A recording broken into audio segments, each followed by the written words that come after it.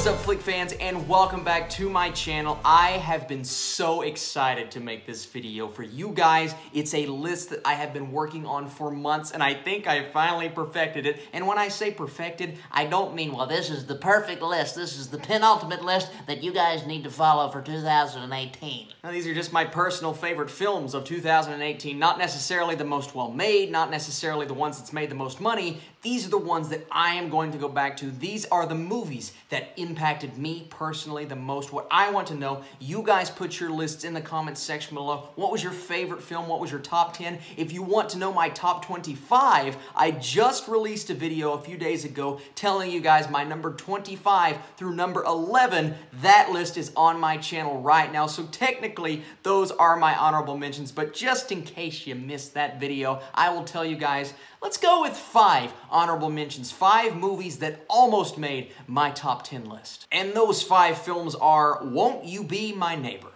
Hereditary, Creed 2, Incredibles 2, and Black Panther. Those films were so close to coming on this list, and honestly, some of them were, then I moved them off, then I saw certain films. This list has changed countless times, and here's the thing. When I see some of these movies again, because some of the films in my top 10 I have only seen once, when I see them again, they could move up, they could move down. Rewatchability is a big deal when it comes to movies, and this list is bound to change. Right now, we are here for a particular reason. We are here for the top 10 movies, my personal favorites of 2018. I can't believe it. Before we move on to 2019, I do my most anticipated, we have to talk about this list, and let's get into number 10.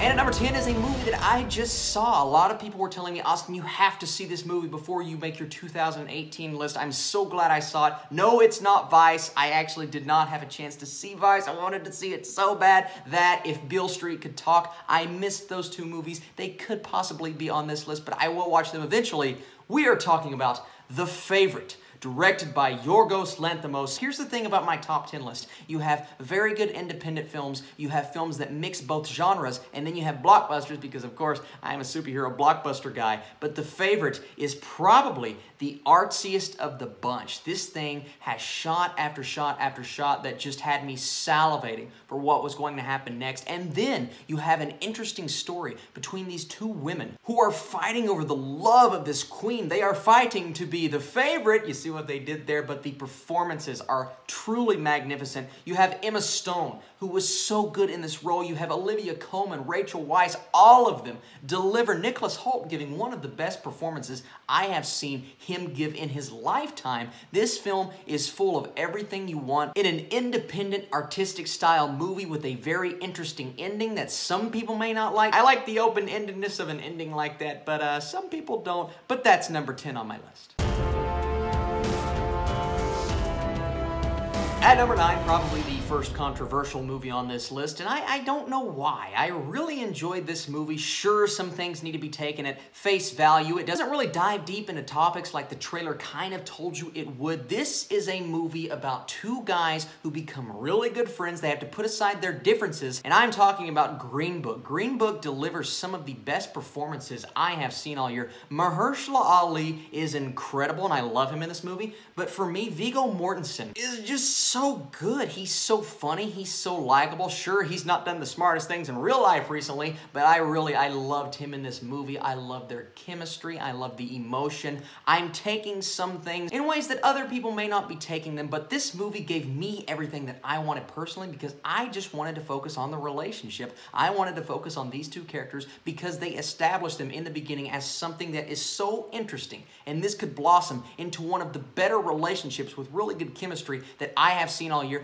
That's exactly what happened. I got everything I wanted out of Green Book, and at the end of the day, it's a really good Christmas movie. It's the perfect movie to watch over the holidays, and Green Book deserves a spot in my top 10. It may be a little bit lower than it needs to be, but I cannot wait to rewatch it.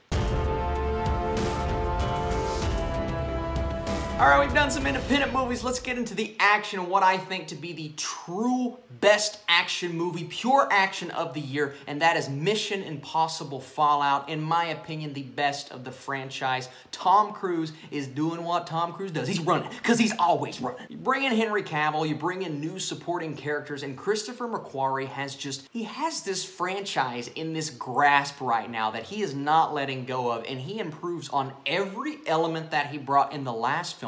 Now, I think the story in the last film was just as good, maybe a bit better than this story, but this film has the story, the characters, but most importantly, the action set pieces that do not overshadow what the story and the characters are bringing us. The best action, hands down, I have seen all year. It is so incredible what Tom Cruise is doing without that much help from a stunt double. And then you have Henry Cavill in there, the bathroom fight scene, the jumping out of the airplane, everything that they do in this movie, it felt real, even with a little bit of green screen, just a tad bit of CGI, but then you throw in those realistic elements, and Mission Impossible Fallout was one of the most thrilling experiences I had in the theater, and I rewatched it, and I loved it just as much. This movie deserves a spot on my top 10 list. John Krasinski, you guys know where I'm going with this. This is A Quiet Place, and I am so glad this movie is in my top 10. I'm not just doing it because I love Emily Blunt, because I love John Krasinski, because I love these kid actors. Our boy from Wonder, this girl is incredible. So many awesome things I can say about this cast, so I might be a little biased, but I'm really not, because this movie truly blew me away. The way that they build tension, the way that they use sound design, and the sound effects. Everything about A Quiet Place just impressed me, because I didn't expect to go in that theater and walk out raving about it, and that's exactly what I did, and I haven't been able to stop thinking about it since I first saw it way back at the beginning of the year. A Quiet Place is one of the best movies of the year. It deserves all of the nominations in the world, and I really hope it gets some kind of recognition at the Oscars, because this movie 1000% deserves it. Congratulations, John Krasinski. Another movie that I haven't been able to stop raving about, and I'm not seeing this on a lot of people's top 10 lists, and it's just kind of eating at me. I love this guy, so once again, the nostalgia factor of me watching his stand-up comedy shows and seeing him on YouTube, and then having that bias for this man. I love Bo Burnham. I love what he brought to 8th Grade. 8th Grade is everything that I needed this film to be. I walked out of that theater having had such an entertaining time watching a young girl go through 8th grade. Never pictured myself saying that, but what they brought to this film, the humor, the realism, the jokes, the awkwardness, the cringe that the adults brought, from the principal dabbing to the kid yelling LeBron James, everything about this movie works, because they take what is so bad about certain films when they cast 27-year-olds as 16-year-olds, and they do things that are not realistic and things that kids will not and do not do in real life in high school. 8th Grade plays on all of those tropes. It plays on them brilliantly. It gives us a great lead. Elsie Fisher, you need to get your nominations. This girl deserves to be nominated for Actress at the Oscars. I am stamping it down right now. I don't think it's going to happen, but it should. Overall, 8th Grade was such an entertaining time. I cannot wait to watch it again for a 4th time. I think I've watched it 3 times. This film is truly awesome.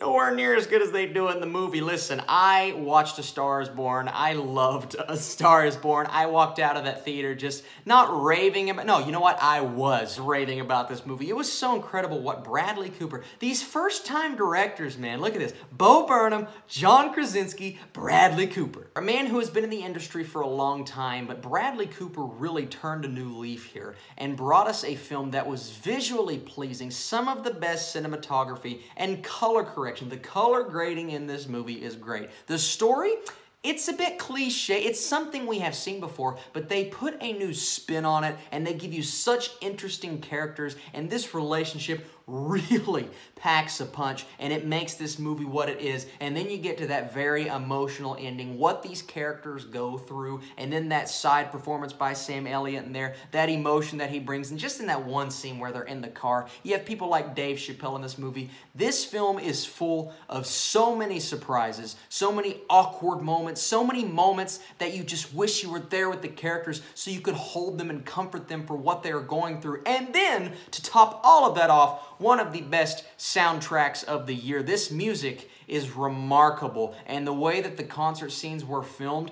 just like I love them in Bohemian Rhapsody, I love them in A Star Is Born. I think A Star Is Born is a shoo-in for multiple Oscar nominations.